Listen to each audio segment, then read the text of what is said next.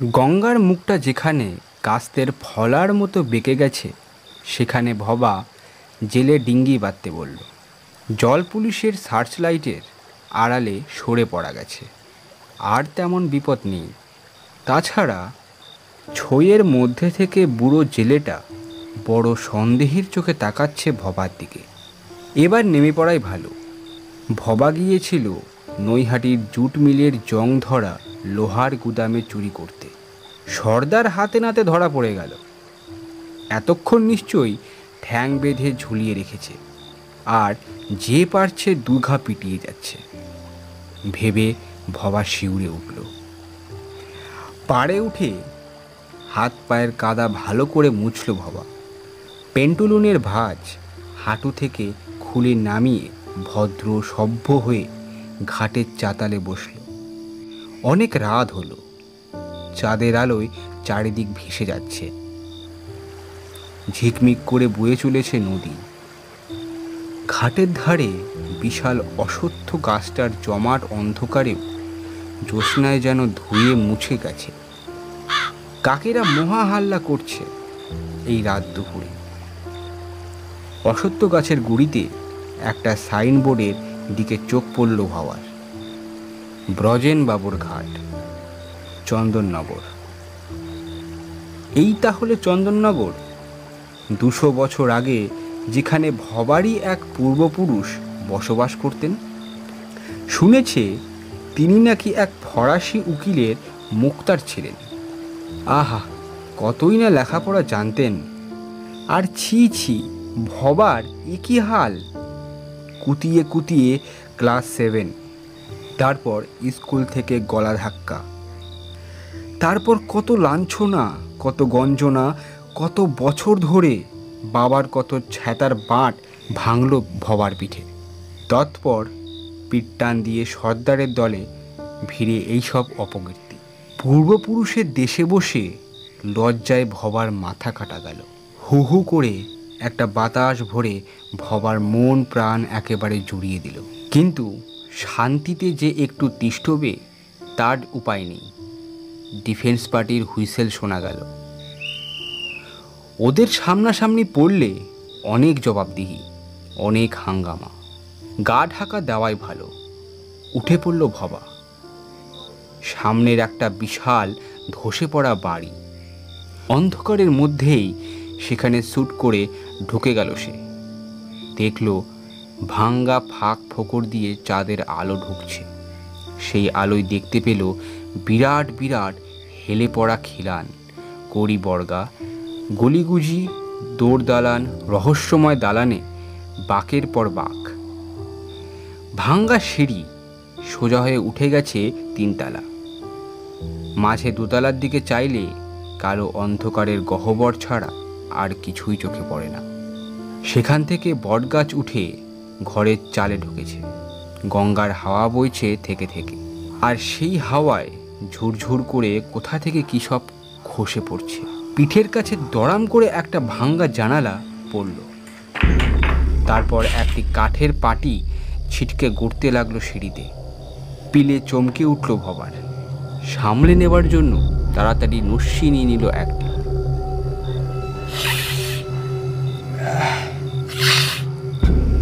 এই অভ্যেস তার ছোটবেলা থেকেই। সংকটকালে মাথা বেশ পরিষ্কার। জ্যাঠামশাই নস্যি কিনতে দিলে তা থেকে চুরি করে নিজের ডিবে ভরত। হঠাৎ ভাঙ্গা জানালার ওধারে নোনা ধরা দেওয়ালের গায়ে একটা ছায়ামূর্তি পেছলাতে লাগলো। তারপরই আওয়াজ এলো, নাকি? এমন ভয় ভবা জীবনে পায়নি। সেবার কদমতলায় কালোয়ার পাটিতে বাঘুদারুকা শুকলাল সিংহের সামনে পড়েও না। ধরতে পারলে কুনুই থেকে হাতটা মুছড়ে দিত সে। মাথা পরিষ্কার রেখে ঠিক পালিয়েছিল ভবা। ভবা যে রামগতি নয় তা ঠিক করতেই ভবার জীব শুকিয়ে যেতে লাগল। কারণ নানা রকম নাম ভাঙিয়ে আসল নামটাই মাঝে মাঝে ভুলে যায় ভবা। অর্থাৎ সিধেল চোর ভবতারণ বিশ্বাস তবু সে যে রামগতি কোশমিনকালেও নয় সেটা হুঁশ হলো। ফের আওয়াজ এলো, কি হে, জবাব নেই কেন? আরে, এই নস্যির ঝাঁঝেই বুঝেছি, আতরের মতো ফরাসি নস্যি ক্যাপ্রোগেনের কাছ থেকে পেয়েও নাকে ঠেকাওনি। আমায় পুরোটা দিয়ে দিয়েছিলে, মনে পড়ে? সেই সব দিনের কথা মনে পড়ে রামগতি? একটা দীর্ঘ নিঃশ্বাস বয়ে অন্ধকার কেঁপে কেঁপে উঠল।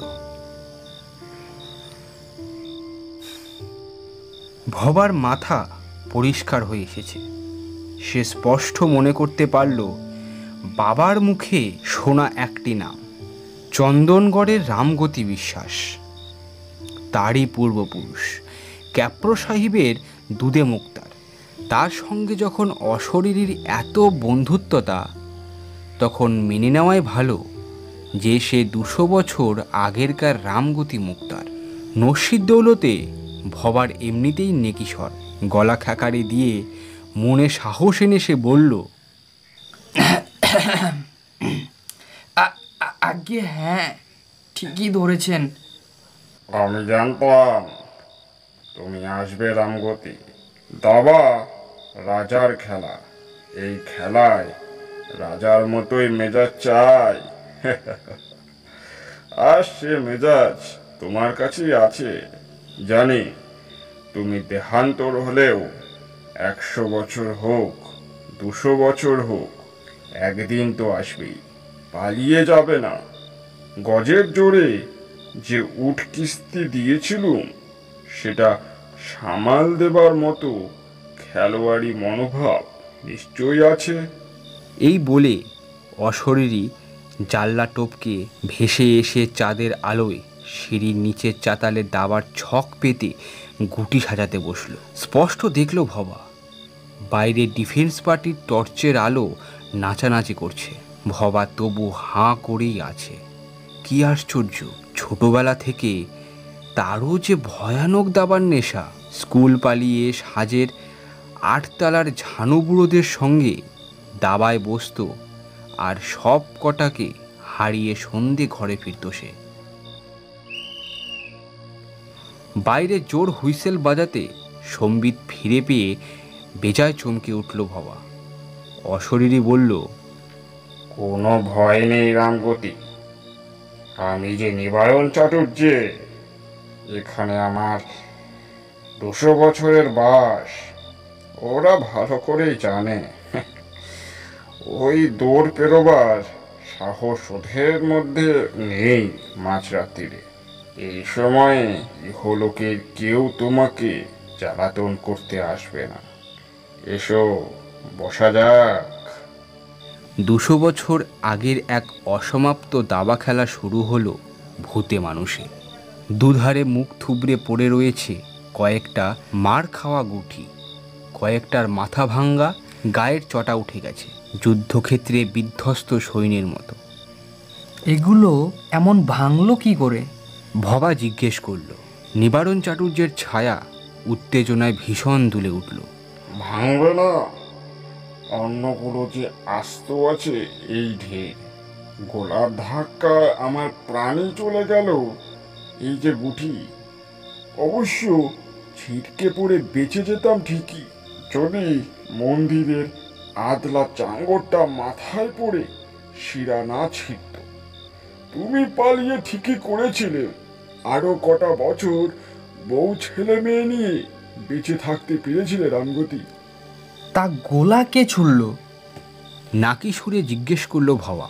নিবারণ চাটুর্যের খোটর দুটি চোখ স্তব্ধ বিস্ময়ে চেয়ে রইল। তারপর আওয়াজ এলো, তোমার কি মতিভ্রংশ হয়েছে রামগতি? ভবা মাথা চুলকে বলল, আগে হ্যাঁ, সব কিছু তেমন মনে করতে পারি না। আরে, মাঝ গঙ্গা থেকে ক্লাইভ কামান লাগলো না?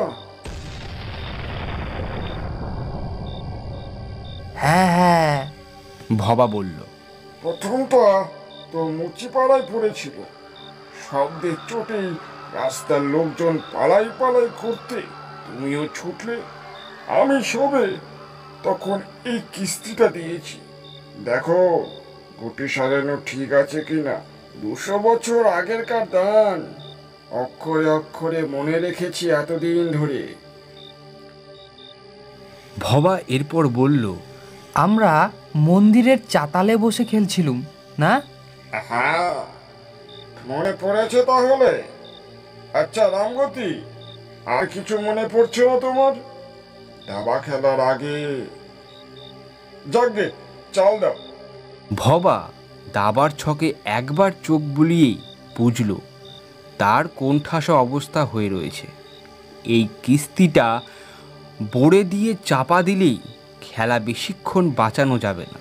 কিন্তু পূর্বপুরুষের মর্যাদাবোধে সে কীরকম যেন রুখে উঠল।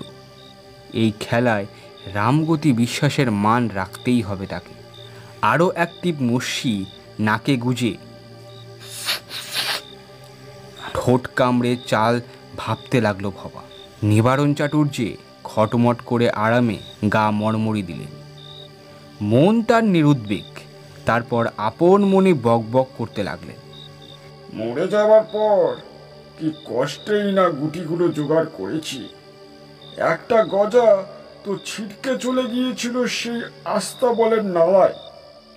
এখন সেখানে সরকারি স্কুল উঠেছে। কালো গজ আর একটা সাদা বড়ে তো খুঁজেই পেলুম না। তাতে অবশ্য তোমার অসুবিধে নেই, ওই দুটো তোমার খাওয়া গুটি। তুমি বড়েটা নিলে মন্ত্রীর ঘরের বড়ে দিয়ে, আর আমি গজটা নিলুম 2.5 চলে। কি ঠিক বলছি তো? ভবা বলল, হ্যাঁ। দেখো, 200 বছরেও কিছু ভুলিনি। আর তুমি কিনা ভুলে বসেছো কে কামান দেখেছিল। কদিন দেহান্তর হয়েছে তোমার? অন্য সময় হলে ভবা তো কোন ছাড়, যে কোনো জাদরেলের মানুষেরই হাড় হিম হয়ে যাবার কথা এই বিকট আওয়াজে। কিন্তু ভবা বলল, চুপ করুন, ভাবতে দিন। ঠিক আছে ঠিক আছে, ভাবো ভাবো, তবে ভোরের আগেই শেষ করো। পৃথিবী জেগে উঠবে, কোলাহলে ভরে যাবে চারিদিক। ভোর না হতেই এখানে আবার দুটো ছোকরা এসে সেধোয়। ভয়ানক বকবক করে, জানো, সমাজ সংসার নিয়ে কী সব বচসা চালায়। ঝিঝি পোকা ডাকছে। সিঁড়ির রেলিংয়ে বটগাছের ডাল দুলছে হাওয়ায়। গঙ্গা থেকে কুলুকুলু শব্দ আসছে। নদীর ধারে জেটির চেন জলের তোড়ে ঝমঝম করে আঁচড় খাচ্ছে কাঠের গায়ে। নিবারণ চাটুর্যে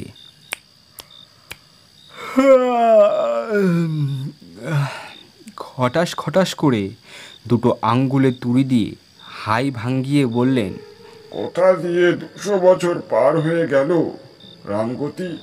গঙ্গা দেখো ঠিক তেমনি বয়ে চলছে, তবে পলি পড়ে গেছে অনেকটা। এই যা, আগে তো জোয়ার এলে এই বাড়ির উঠোন ভেসে যেত গো। আর সেই শিব মন্দির অমন ভারী গোলাতেও খাড়া রইল যে, মাথাটুকু শুধু খসে পড়েছিল। আর যা খসে পড়েছিল তা আমারই মাথায়। আর সেই খসা ইট চাঙ্গরের তলায় তো, আর কি বলবো। ভবা বলল, এই নিন, কিস্তি সামলালুম। নিবারণ চাটুর্যে হেসে বললেন, এই আর কতক্ষণ, এই নাও দিলুম। চাল দিয়ে ফের বললেন, আচ্ছা, তোমার কি সেদিনের কথা আর কিছুই মনে পড়ছে না রামগতি? খেলায় বসার আগেই সেই দিন। না, পড়ছে না।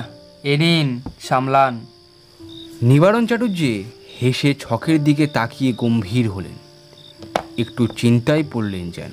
তারপর একবার রাজাকে একঘর সরান, বলেন, না, এ হতে পারে না, না না না। মন্ত্রীকে শটান টঙ্গে তুলে ফের নিজের ঘরেই ফিরিয়ে বসান। না না, এটা নয়, না। মহা ফাপড়ে পড়েছেন তিনি। ভবা এবার নাকি সুরে এ দে মামাই রাজা করি গুনগুন করতে করতে বলল, এ আকাশ যে পরিষ্কার হয়ে গেল চাটুর্য মশাই, জলদি জলদি করুন। নিবারণ চাটুর্যের চুপ। ধক ধক করে চোখ দুটো জ্বলতে লাগলো ছকের দিকে। তার মুখে একটা কথা নেই। আর দু চারটে চাল খেলা চলার পরেই নিবারণ চাটুর্য বললেন, না হে রামগতি, এ খেলা আমার হাতের বাইরে চলে গেছে। ভাবতে পারিনি তোমার ঘোড়াটা এইখানেই বসবে। একদম খেলা ঘুরিয়ে দিলে যে। আচ্ছা, একটা শেষ চাল দিয়ে দেখুন না। দেখো রামগতি, ভালোই তো বুঝেছো, আর দুটো চালের বেশি টিকবো না। তবু খোটা দিচ্ছ কেন বলো তো? হাড় মাথা পেতে নেবার মতন মন আমার আছে। ভবার মনটা তৃপ্তিতে ভরে গেল। চাঁদ স্নান হয়ে এসেছে, তারাগুলো ধিক ধিক করে জ্বলছে। নিবারণ চাটুর্য সেদিকেই চেয়ে বললেন, ভোর যে হয়ে এলো রামগতি, আমার দলটা মিটিয়ে নেই। তারপর ট্যাগ থেকে একটা লম্বা মতো পেতলের নস্যির ডিবে বের করে বললেন, চিনতে পারো রামগতি? ভবা আর কি চিনবে? কোনো কিছুই না বলে মহা আশ্চর্য হবার ভান করে চেয়ে রইল। ভেবেছিলাম দিব না, চেপে যাব, তোমার যখন কিছু মনেই নেই। কিন্তু আজ যেভাবে হারিয়ে দিলে, তাতে তোমার জিনিস তোমায় ফিরিয়ে দিলে আমার গৌরব বাড়বে। না হলে পাপের ফলে ফের কোথাও মনুষ্য হয়ে জন্ম নিতে হবে। অশরীরীর মুখে স্মিত হাসি লেগে রইল। ভবা ভেবেই পায় না এই নস্যির ডিবে কি এমন দামি জিনিস। অশরীরী বলে চলল, মনে পড়ছে মুছিপাড়ায় কামান দাগার শুনে অমন দামি মুক্ত দুটো ফেলে চম্পট দিলে? ভবার চোখ দুটো এবার অশরীরীর চোখের চেয়ে বেশি জ্বলতে লাগলো। মুক্ত নিশ্চয় এই ডিবের মধ্যে আছে, আবার দুটো। বুদ্ধি করে ভবা বলে ফেলল, আমি তো পরে খোঁজাখুঁজি করতে এসেছিলাম নিবারণ বাবু।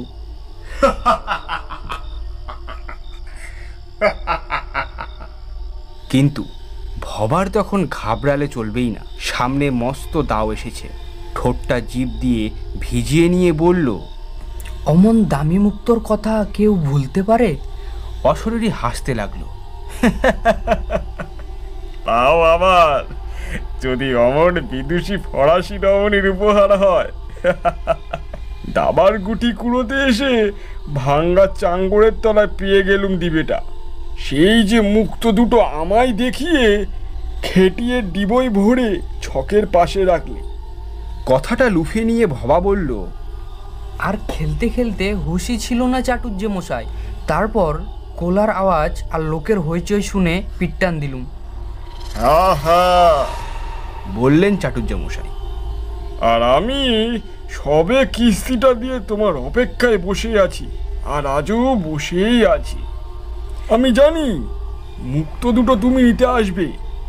পৃথিবীতে কালো মুক্ত এই এক জোড়াই আছে, তার উপর কাপ্র উকিলের স্ত্রীর উপহার। কত কষ্ট করে ওকে বাংলা শিখিয়েছ, বৈষ্ণব পদাবলী শুনিয়ে কত আকুল করেছো, তা তোমার আর পাত্তাই নেই। পরের গোলাটা মন্দিরের মাথায় পড়ল। আমি তো অক্কা পেলুম নস্যির ডিবে বাবার গুটি সব কোথায় ছিটকে গেল। ভবা এবার আত্মবিশ্বাস নিয়ে বলে ফেলল, আমি জানবো কি করে ওটা আপনি কুড়িয়ে রেখেছেন?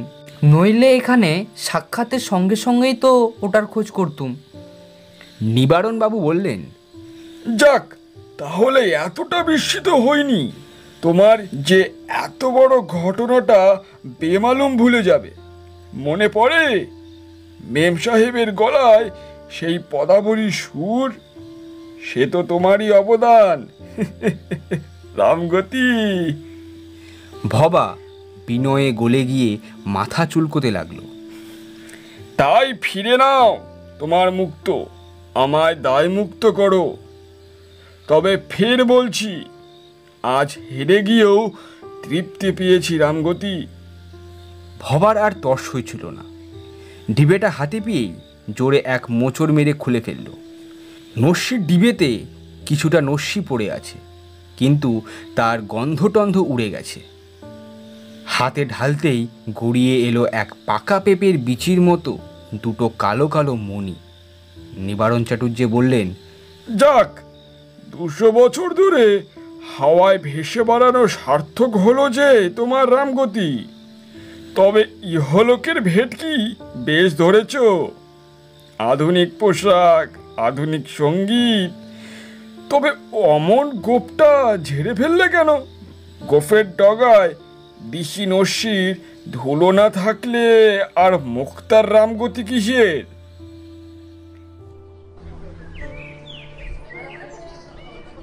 উঠোনের ভাঙ্গা থামের ওধারে কি একটা তর্কাতর্কির আওয়াজ।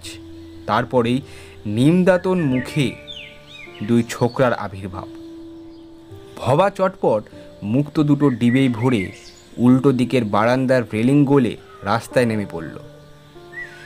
নিবারণ চাটুর্যেও আবছা হয়ে মিলিয়ে গেলেন। গঙ্গার আকাশে আলো ফুটেছে। চন্দনগড়ের গঙ্গায় সূর্য উঠেছে 200 বছর আগেও ঠিক যেমন উঠত। শুকতারাটা ভোরের আকাশে 200 বছর আগেও ঠিক অমনিভাবেই চেয়ে থাকত। মুক্তর বদলে টাকা পাবার চেয়ে রামগতি বিশ্বাসের বংশধর হিসাবে পরিচয় পাওয়ার ইচ্ছাটাই মনে ধরল ভবার। তাছাড়া ব্যাপারটা যে হইচই ফেলে দেবে সেটা আজ করতে পারল। তাই সোজা গিয়ে চন্দননগর মিউজিয়ামে ওটা জমা করে দিল। বড়বাবু তো উত্তেজিত হয়ে দৌড়েই এলেন। ভবাকে একেবারে নিজের ঘরে নিয়ে গিয়ে দৌড় এঁটে দিলেন। চেয়ার এগিয়ে বসতে দিয়ে বিস্ফারিত চোখে বললেন, লেডি কাপ্পর ব্ল্যাক পাল, তুমি আপনি পেলেন কোথায়? ভবা শান্ত গলায় বলল, আমার নাম ভবতারণ বিশ্বাস, রামগতি বিশ্বাসের বংশধর আমি। তা মানলাম, কিন্তু ওটা আপনার কাছে গেল কি করে? ওটা তো শুনেছিলাম রামগতি বিশ্বাস হারিয়ে ফেলেছিলেন। পাগলা দাবারু নিবারণ চাটুর্যের সঙ্গে উনি নাকি দাবা খেলতে যেতেন এই হাই স্কুল মাঠের শিব মন্দিরে। ক্লাইভের গোলায় নিবারণ চাটুর্যে মরল। তারপর রামগতিবাবু নাকি ভর দুপুরে মন্দিরের আশেপাশে ঘোরাঘুরি করতেন, এই যা শুনেছি। হ্যাঁ, ওই মন্দিরের ধুলোর মধ্যেই ওটা কুড়িয়ে পেয়েছি, বলল ভবা। বড়বাবুর তো চুল খাড়া। তিনি বললেন, বলেন কি? ও দুটো ওখানে কি করে গেল বলুন তো? অনেক পুরনো ফরাসি বুলেটিন ঘেটেছি, কোথাও এ খবর পাইনি তো। আর তাছাড়া উনি ওখানে ঘোরাঘুরি করতেন শুনে কেউ তো আর 200 বছর ধরে ওই জায়গাতে খুঁজতে বাকি রাখেনি। ভবা মুচকি হেসে চুপ করে রইল। বড়বাবু চেয়ার ছেড়ে উঠে উত্তেজিত স্বরে বললেন, হ্যাঁ, আপনি নিশ্চয়ই জানেন কি ইতিহাস জড়িয়ে আছে ওই মুক্ত দুটোর সঙ্গে।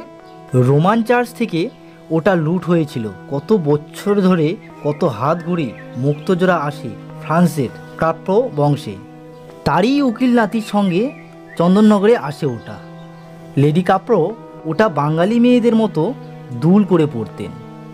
ভবতারণ বলল, আর ও দুটি উপহার পেয়েছিলেন আমার ওই পূর্বপুরুষ রামগতি বিশ্বাস। হ্যাঁ হ্যাঁ, কাপ্রোর মুক্তারি করতেন আর মেম সাহেবকে বাংলা শেখাতেন। লেডি কাপ্রো নাকি মনসা মঙ্গল পড়ে মুগ্ধ হয়েছিলেন।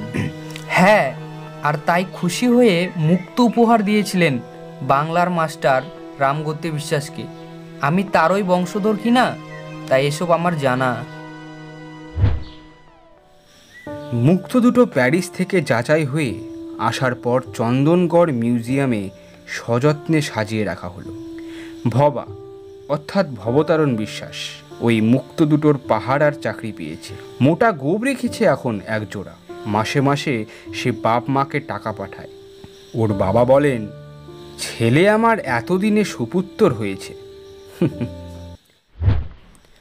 সন্ধে হলেই মিউজিয়ামের দেওয়ালে রামগতি বিশ্বাসের ছবিটায় ধূপ জেলে দিয়ে আসে ভবতারণ। তারপর অনেক রাত অবধি মিউজিয়ামের বারান্দায় বসে থাকা পাকা দাবারুর সঙ্গে দাবা খেলে আর নস্যি নেয়।